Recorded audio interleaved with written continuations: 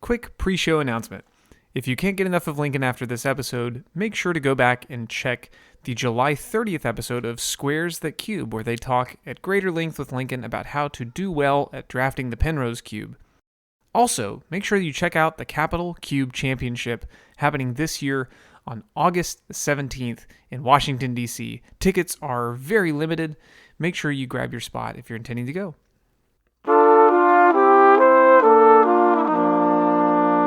Welcome to Recross the Paths. My name is Cade, and today my guest is Lincoln. Welcome, Lincoln. Hey, Cade, good to talk to you again. What a pleasure, absolutely, to be back on the mic together. We're going to dive into a couple topics using your Penrose cube as a jumping off point. To get us going, would you give us the elevator pitch for the Penrose cube? Sure. So the Penrose cube is a cube that's synergy focused, particularly focused on graveyard synergies. It's a bar cube, so it makes gameplay a little bit more streamlined by avoiding any cards that create counters or tokens. It's a budget cube. So the original design goal was to have everything cost less than $200 to build it. I think the original cost was maybe like $90 when I built the whole thing. Cards go up in price obviously over time, so that's not the case anymore. But that was the original design intent. I love the spectrum of design goals that you have for Penrose that come together so nicely. So between like being synergy focused, between being a bar cube, so meaning no tokens, no counters, and also adhering to a budget, like there's a lot of moving pieces there that could make for a really complicated environment. Yeah, I think so, and I think that when you go into any cube design, I think that there is the approach of saying, "Hey, I just want to have one specific thing that's driving, my design here," and that can help make a cube that is much more evocative or memorable, right? Um, and so I think that is really helpful as like a branding thing for a cube. One of the things I have difficulty in expressing kind of the elevator pitch of this cube is that it has so many different design goals and it doesn't have that single evocative thing. Um, and I don't know that that's necessarily a bad thing, but I think that having a bunch of different goals and finding ways to make them overlap or finding harmonies between them in some cases and disharmonies in other cases that you have to balance and kind of play with, I think is one of the more interesting parts of the design process. So being able to tinker with that and balance them against each other, I think is a lot of fun. And can be a challenge at times, but it really is kind of the meat and potatoes of cube design. So broadly, before we dive down into particular restrictions, have you found that designing with multiple restrictions is something that makes it easier or harder to make changes to an environment? Yeah, great question. I, I think in some ways it makes it easier, in some ways it makes it harder, which I know is a bit of a cop out, but I'll explain. So the ways it makes it easier is that with the pace of releases that Wizards puts out, obviously I think we've heard lots of cube designers express frustration or kind of I can't even keep up with this anymore, that kind of sentiment. And the nice thing is that when your restriction is, hey, I don't want any individual card to cost more than $1 or $2, and I don't want any cards that create counters or tokens. You can put that search in Scryfall, and what I have found in recent sets is that eliminates anywhere between 25 to 50% of the cards in a set. Don't or are don't get captured by that exclusion. So all of a sudden, when a new set comes out, instead of having to review 200 cards, you just have to review 100, which does make things a little bit more manageable. I think that the restriction I found most challenging has been the budget piece, because there's so many interesting cards that would require me to break the budget. So, for example, my original budget restriction was no card that cost more than $2 a piece, which I eventually decided to break and then keep kind of for an overall dollar amount instead, because there were things like, for example, the new Surveil lands from Streets of New Capenna. Now, when I bought them, they all cost, I think $250 a piece. They obviously have a bunch of them have spiked in price since then. But nowadays, there's a bunch of $10 cards in my land section that was never the original intent.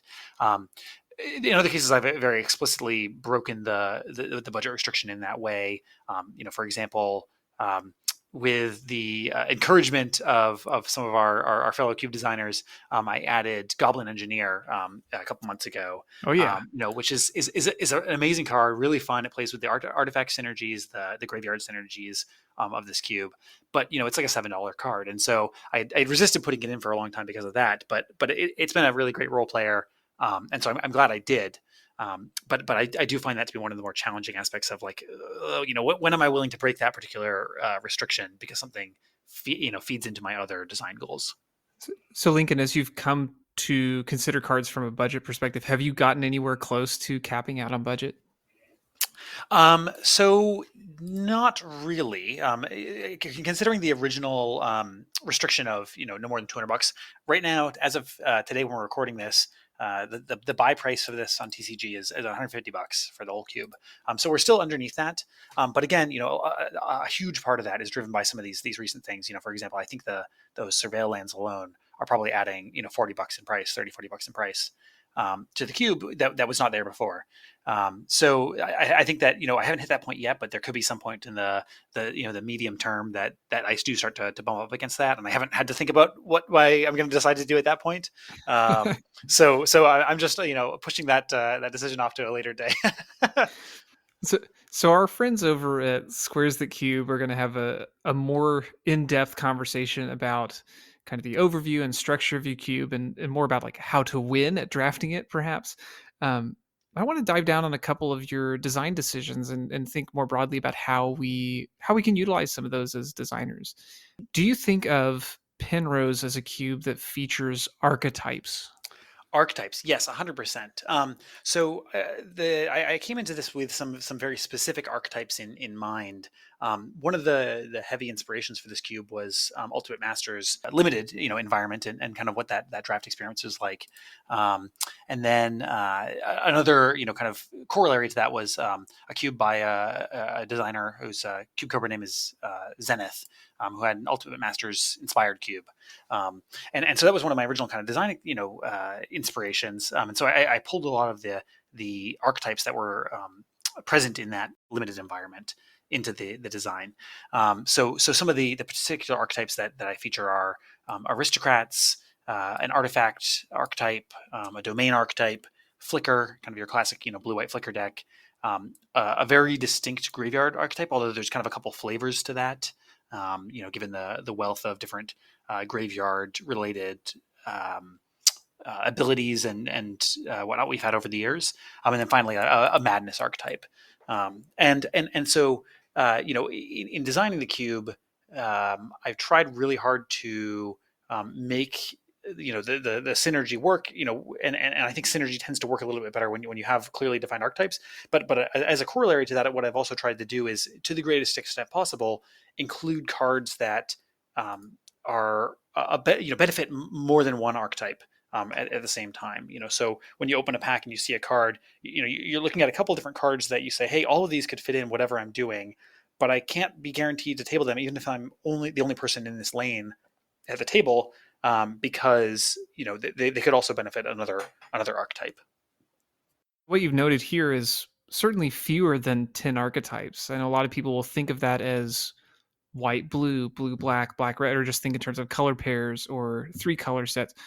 Do you define these that way, or do you think of them in a different heuristic? I do not. And part of the reason why is I think related to what I was just saying around trying to find cards that fit across multiple archetypes. So a great example of this that I mentioned before was Goblin Engineer. Right, this is a card that it feeds the graveyard synergies. Right, it tutors a card into your graveyard, and it feeds your artifact synergies. It enables you to do some crazy things, looping artifacts between your graveyard and the battlefield, and it also feeds your aristocrat synergies to some extent. Given that it is a sacrifice outlet for artifacts and artifact creatures. So that's a card that 3 different decks could all benefit from, and so all of a sudden, okay, we have 3 decks that all want this red card. Well, what does that mean? So I don't have any kind of strict lanes on what the colors are, and I don't even think about that when I'm considering what new cards to include. The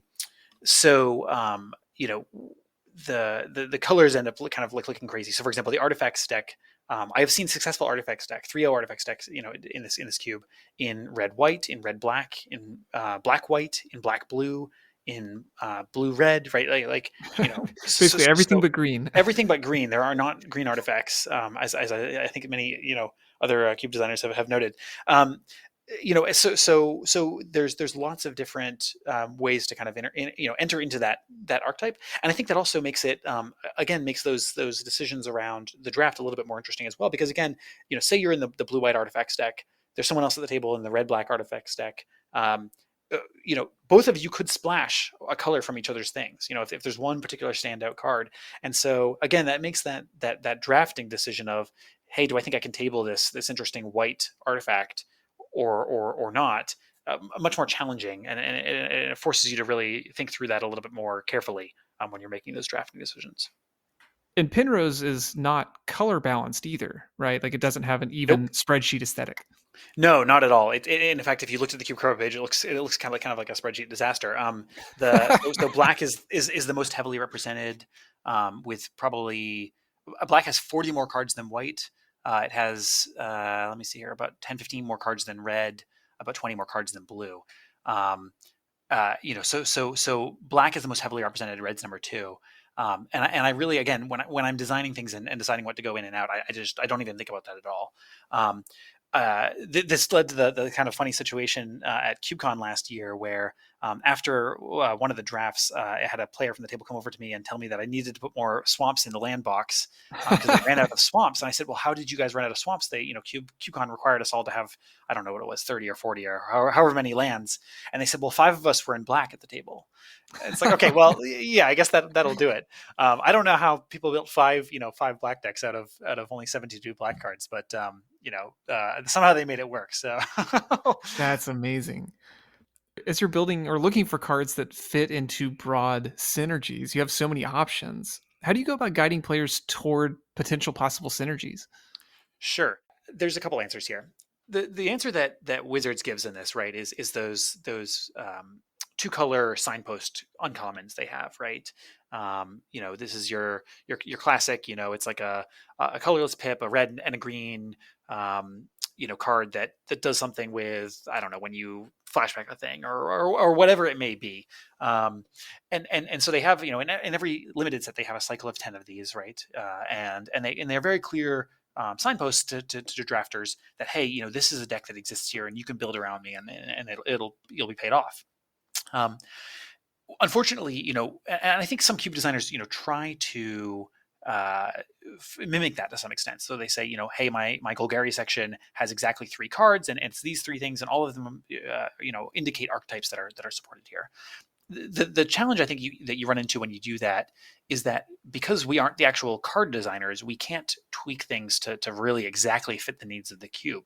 And so you can end up in a situation where you're like, that your options in Orzhov or Selesnya or whatever are subpar. They're weaker. They aren't as closely aligned with the archetypes in those colors, as ones in other color pairs are.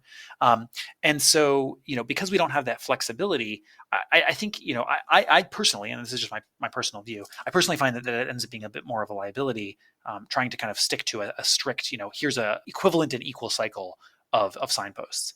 So instead, what I try to do in the Penrose cube is to signpost things in 2 ways.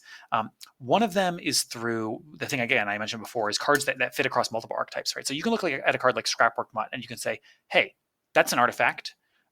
It's a creature that when it enters the battlefield does something. So for the Flicker deck, it's interesting. It's a creature that discards a card when it enters the battlefield, so you can use it in the Madness deck. And also, it has an unearthed ability. So, say I'm in the graveyard self-mill deck, great, I can put it into my graveyard, and it still is providing value for me there. So it's signaling something to players who are in any, or want to go in any 4 of those directions, that, hey, I'm a card that can exist here and help you out with that. So that's one piece of this. The other thing I think I try to do in the cube is signal directions or signal archetypes with some particular power standouts, power outliers, that are players when they open a pack kind of have that little bit of that feeling of like joy of like, oh, here's something I can do that's like really particularly cool. I think probably the most notable of these is Hogak, Arisen Necropolis. I wondered how long it would be before we got to Hogak. This is Well, good. and this is the thing. This is a card that can only exist in this cube because it's banned in every other format. Otherwise, I'm sure it would be too expensive to include. Um, but this is a card that is, arguably one of the more powerful cards in the cube. Um, that very clearly sends a signal that, hey, there's this like self mill graveyard deck here that, if you commit to it, you can make happen.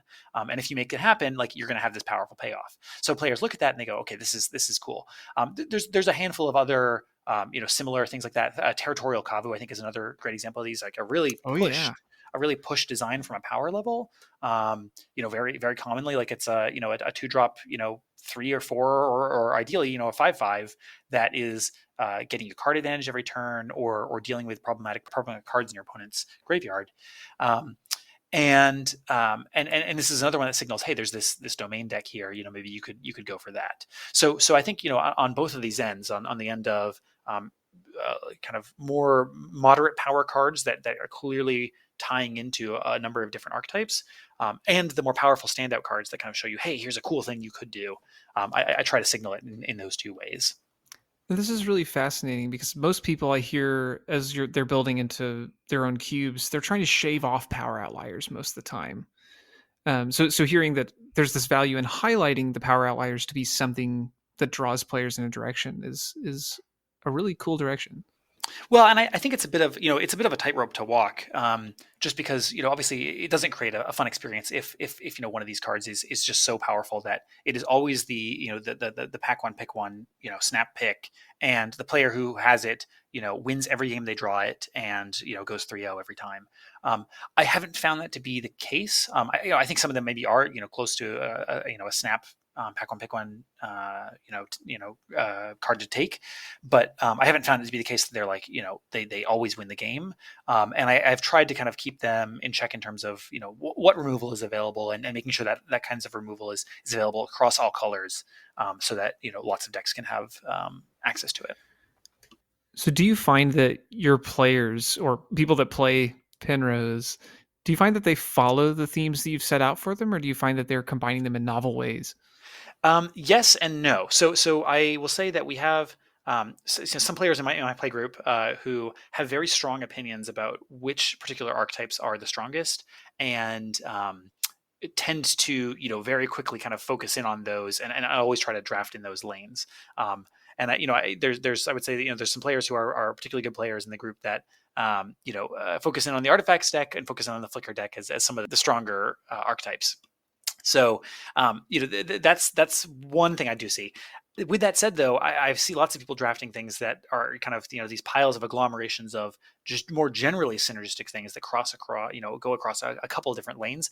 And I would say personally, when I draft it, I think I really tend to do more of that. Yeah, I'm doing some things that are kind of an aristocrats theme of sacrificing stuff, but I'm also getting benefit by putting things in the graveyard. So as a result, it's valuable to include some self-mill cards, just because I get the value out of putting them in my graveyard, and being able to kind of extra draw them in that way.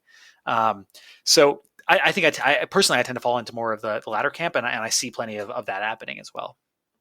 How do you search out cards that fit into multiple archetypes like you're desiring here? Is there a trick or a heuristic that you like to use? I don't know if there's a trick. I'm sure that someone who's better at regular expressions could find a way to do this in Scryfall, and be able to find all the best cards in the game for for doing this. But I am definitely not that person. So I really don't know if there's a particular trick to it. I think the main thing has been assessing cards when I see them in other people's cubes. Obviously, new releases and stuff, but I end up honestly pulling probably as many new cards, not new cards, but new to the cube cards, from other people's cubes, and seeing them there, as I do from seeing new set releases. I think it's really just seeing something in a particular context, and then giving some thought of like, hey, will this work in this other context? Can it do this thing for this other deck? And kind of going based on that. Yeah, I imagine it could be tough to look at a card like Scrapwork Mutt and go, wow, this hits on a whole bunch of different targets, and then go, can I find more, and discover that there's no shortcut to that. I mean, Scrapbook Mod I think is a really unique a really unique design, and so it's a little bit of an easy punching bag on this regard because it does do so many things for so many different archetypes, and then on top of that, it's just also just a great card because it helps smooth out your draws, and so it's to whoever at Wizards designed this card, kudos and hats off, and I'll buy you a drink if you ever we're ever in the same city, because this is in my opinion one of the greatest designs they put out in the last couple of years. And it's just a humble 2-1.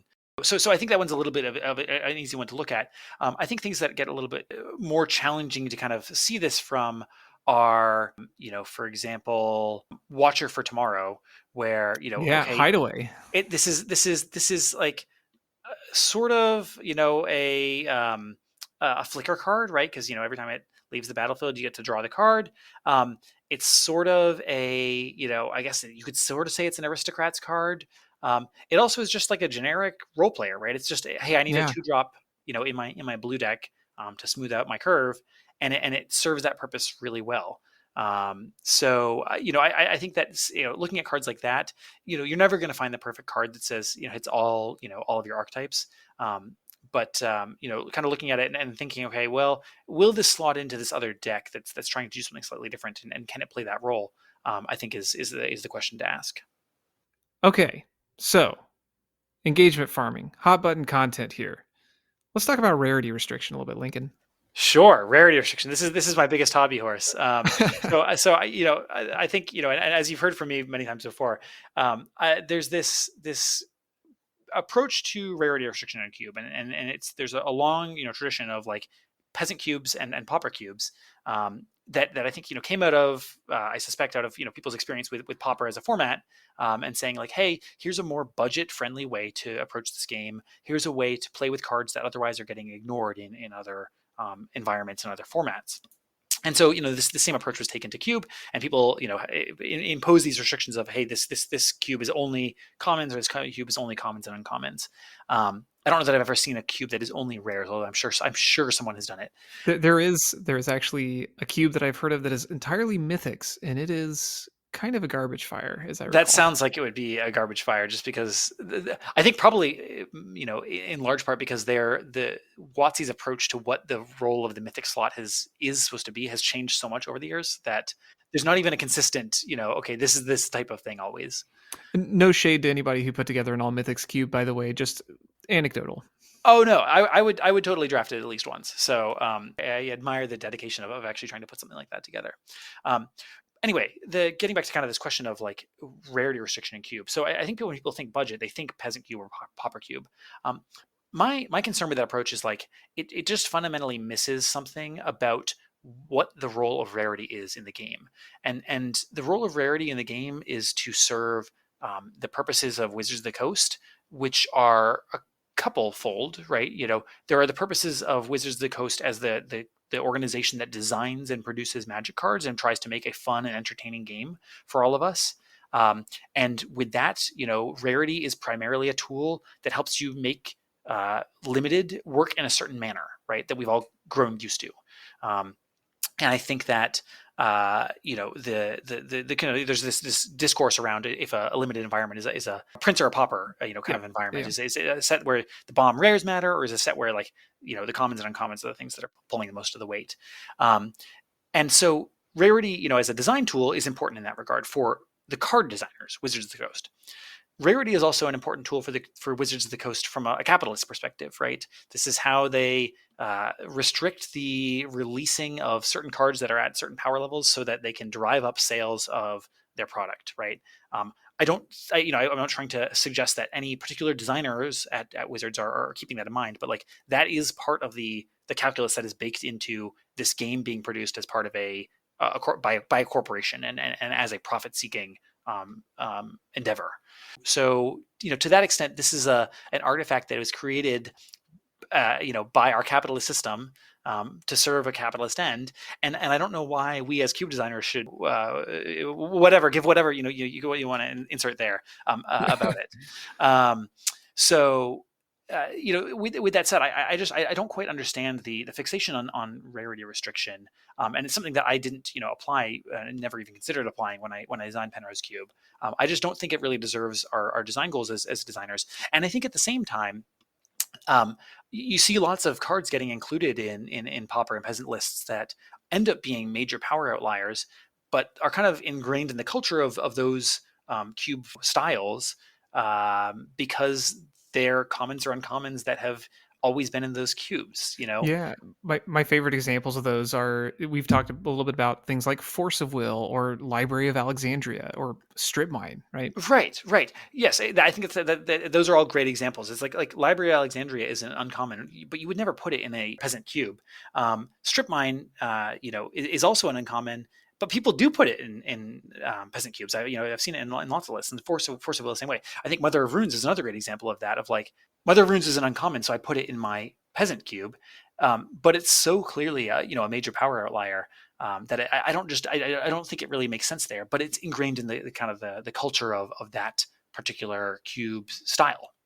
Some people have suggested that Penrose feels like a rarity restricted cube without being one. In fact, it was in the poll I think 2 years back with other rarity restricted cubes. How do you engage with that as a designer who's not really adhering to that? Yeah, it was, and I was a little bit offended by that at the time. Of like, I have to go up against all these popper and peasant cubes, which I don't say that with any disrespect or shade to popper and peasant cubes. I have a lot of fun, drafting those types of cubes. Um, but yeah, I have heard that kind of suggestion before, that it has that feel. I really think that the main reason it kind of has that feel is because of the budget restriction. So the budget restriction drives a need to keep the power level a little bit lower, just because we can't include some of the most powerful cards in the game, and so as a result, there are more commons and uncommons in this cube than you might see in another environment. And I think that you could definitely create a winning deck that only had commons and uncommons in this environment. So I think that that's probably the large part of what drives people's feeling, when they're drafting the cube. That this feels like a rarity restricted environment, but again, I don't see any reason to actually follow that when it doesn't serve our my design goals here. Yeah, so you're not trying to sell packs of the Penrose cube, Exactly. So But although if someone wants to buy them, please hit me up. I'm always open to making a little bit more beer money on the side. I wonder if there's any sort of legality I have to worry about with that. Probably not. Listen, the secondary market may not be acknowledged by Wizards, but it does exist. So again, I'm happy to sell copies of the Penrose Cube to anyone who wants to buy it for So, yeah. an appropriate markup. So check the link in the show notes for for Lincoln's Etsy page for packs of the Penrose Cube. Um, if other designers are looking at a cube environment or working toward a cube environment and thinking, well, maybe rarity restriction is the feel, quote unquote, that I'm going for, but maybe it's not actually serving my purposes. What advice do you give? Is it just break it? Yeah, I think it's put the cards in that you think meet that feeling you're going for. If you're going for that kind of that rarity restricted power level feeling, put those cards in, and then if there's a card that stands out that's like particularly good, don't be afraid to break the rule of like, yeah, this is sort of a peasant environment, but this one card is like really really sweet, and I want to make sure I can include it. Because here's the thing, Wizards breaks this rule all the time. Judith the Scourge Diva was never in was a rare when it was printed, until I think a year or two ago when they printed it in some master set as an uncommon. And so now all of a sudden it's available to all of us to put in our peasant cubes, but it wasn't before. So I don't know why we should wait for Wizards to decide to print something in Modern Horizons 25 to include it in a peasant environment, if it serves our goals to include it in our environment now. I really like that suggestion. Correct me if I'm wrong, but I think part of the challenge for people is that it does disrupt some of the, if you want to call it the branding of a cube. It makes it much more difficult to describe what players should expect in terms of power level or play patterns. That's true, and I do think there is value to having the branding, because that does send a very clear signal around what the cube is and what players should expect, which is really valuable. I think we could probably spend an hour just talking about that. However, I think there are other ways to talk about that. So the thing I often say about Penrose is, hey, this is a master's set power level kind of environment, right? So it's the kind of environment and kind of power level of cards you expect to see when you're doing a retail draft of a Masters level set. Um, that's how I talk about it here. Depending on your environment, maybe there's other and better ways to talk about it. Um, maybe this is a branding problem that we need for other cubes that are not trying to do power max, that are trying to kind of zoom in on another power level. EDH has the famous, what's your 1 to 10 ranking of your deck, and everyone's a 7, and so Every deck's the it's not 7. Yep. it's not a particularly useful scale, but maybe we need something like that where we can say this is an eternal power level 6, whatever it is, a bar cube, and then go from there to kind of solve that problem up front.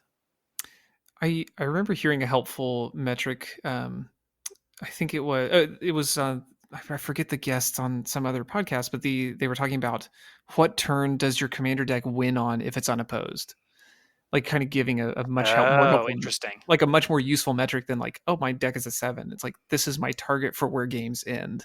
Right. So I think that the challenge you run into there is like, I think that I can see how that metric could work in EDH, just because everyone's trying to build kind of a linear engine or an exponential engine. They're trying to build an engine, right, that's going to go off and win the game for them. Right. I think the challenge in Cube and in Limited ends up being there are decks that want to win on turn 3, your aggro decks, and if they haven't won on turn 3, they probably have almost zero chance of winning. You can see this in the data from 17 lands. And then there are decks that have literally there is no possible way for them to win on turn 3. If they were completely unopposed and only the other player did nothing, just discarded a card each turn, there is no way for them to win on turn 3. And so, their goal is to, control the game and win on turn 10. And so I think it would be much harder to kind of rate a whole cube on that level. But there's merit to something around this, and we need to throw the data scientists at solving this problem of how do you actually evaluate objectively the power of all cube or all cards in a cube in context with each other. At some point in the future, I imagine we'll look back at conversations like these and say, here's the term we came to that addresses all of this in a concise way. But I don't know. I don't think we've found it quite yet. Um, as you've talked about rarity kind of being a construct, you describe Penrose as being a master set level power. Is that a good sort of place for other folks to start as they're thinking about as kind of what they would compare it to in a regular retail environment? So, I don't want to, throw this around as like the best idea, and it's certainly not an idea I invented. I've heard other cube designers use it before. I think the reason it works is just because it's something that a lot of players are familiar with.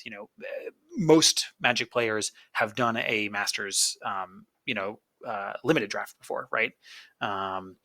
And so they can hear that, and they immediately have a touchstone they can go back to and go, oh yeah, I remember doing MH2 and what that was like.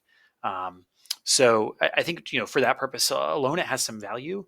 But with that said, there's probably a better way to to phrase it or articulate it that would be a little bit more compelling than just like Masters limited environment power level. It does not exactly roll off the tongue.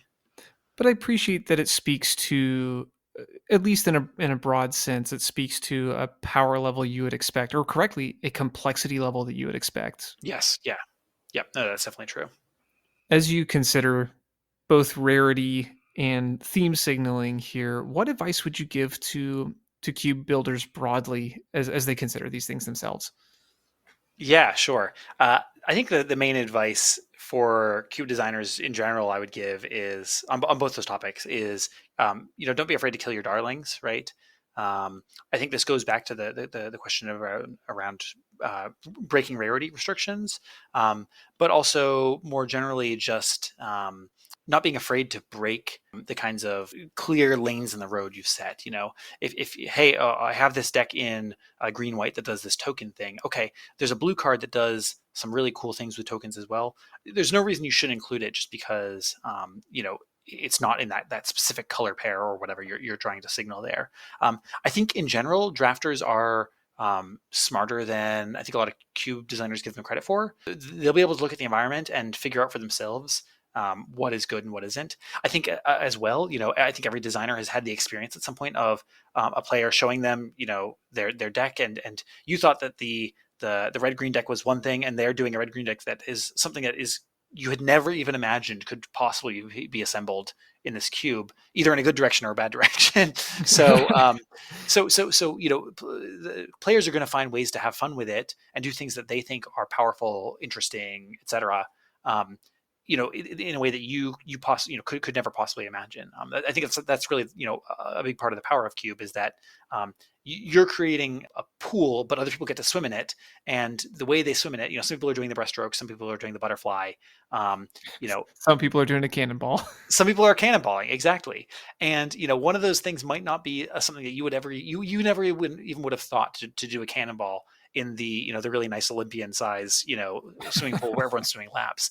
But a player thought that was fun, or thought that was interesting, or thought that was powerful, and they did that. And I think that is for me a big part of the joy of being a cube designer is getting to see players do things that you never in a million years would imagine doing. By way of wrap up, Lincoln, if you could have any card printed as a promo, what card would it be and who would you have do the illustration? Okay, this is a great question. So who I would have do the illustration would be Rebecca Gay. I love her art. She is definitely my favorite Magic artist. It's just such an evocative style. And if anyone hasn't seen her actual like non-magic art, the art she just does and puts on in galleries and stuff like that, I highly encourage you to check out her Instagram. She has a lot of it posted there. It's really cool stuff. So that's the artist I would want to do it, and the card I would want to have done by her in her style would be Rankle, Master of Pranks, from Throne of Eldraine, for a couple of reasons. One, it's just such a cool card. I love everything about this card. It's everything I wish Braid's Cabal Minion still was, but unfortunately it's not in the year of our Lord 2024. Number one. And number two, I think, him being a fairy, she did so many cool art for the kind of the Lorwyn block, in the style of the fairies there, that I think seeing something kind of in that style would be just really, really fun and really cool. Yeah, bring back the archaic fairy design. I want fairies with spurs and horns and ant-like antennas and whatever else was going on in that block. So Well, Lincoln, this has been an absolute pleasure. If people want to follow more of the projects you're working on or dive deeper into the Penrose Cube, where would be the best place to point them? sure. So I would encourage people to check out the Penrose Cube on Cube Cobra. You can just Google the Penrose Cube; it's the first thing that comes up. The other thing I'm currently working on is a cube tournament, a 64-person cube tournament here in the DC area in August, called Capital Cube Championship. That's capital with an O, like the U.S. Capitol. That all the proceeds will go to charity, helping people in need in the DC area. And would encourage people to Google that as well and check it out. We'd love to see you there. Thank you again for taking your time to be part of this conversation and for sharing your insight. The Penrose Cube is an absolute blast. I've drafted it before, and I'm looking forward to any opportunity I can snag to draft it again. Thank you so much again for being part of this. Thanks, Cade. Really appreciate it. Enjoyed the conversation.